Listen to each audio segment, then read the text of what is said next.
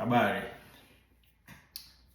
mimi ni Dr. Kala na leo nitazungumzia kuhusu P2 kwa kifupi sana, kwa sababu nimeuliza swali na mdau kwamba una madhara kutumia P2. Kimsingi P2 haitakiwi kuwa na madhara kama ikitumika kwa inavyotakiwa.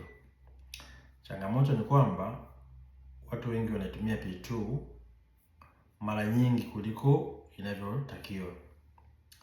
Kwa hiyo kama unaitumia mara chache, angalau labda mara 4 au mara 5 kwa mwaka, P2 ni salama.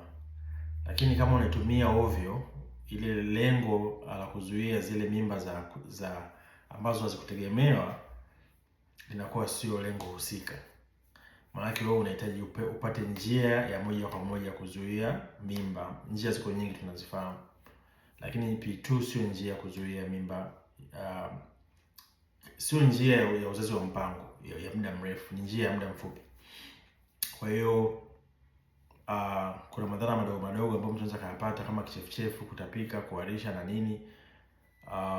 Lakini kuna madhara makubwa unaweza kuyapata kwa kutumia P2 ovyo, kama kubadilika kabisa kwa mfumo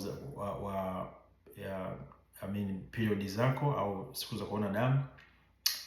Inaweza kuletea wanasema infertility, kushindwa kupata mimba kwa wakati.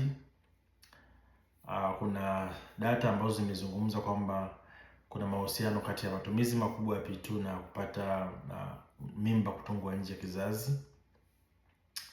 Na kikubwa zaidi, kuna kitu kinaitwa kupungua kwa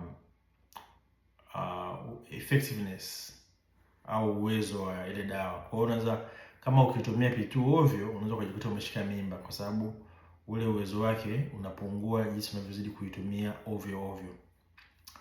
Kwa hiyo pointi ya msingi nakwambia, kama unataka kutumia P2, tumia kweli kama umepata changamoto au emergency. Kama unahisi wewe uko sexual active, tafuta njia ya uzazi wa mpango, tulia nayo. Asante. Share na washikaji, subscribe, comment, uniambie unafikiria nini, comment uniambie una comment kutoka wapi. Asante.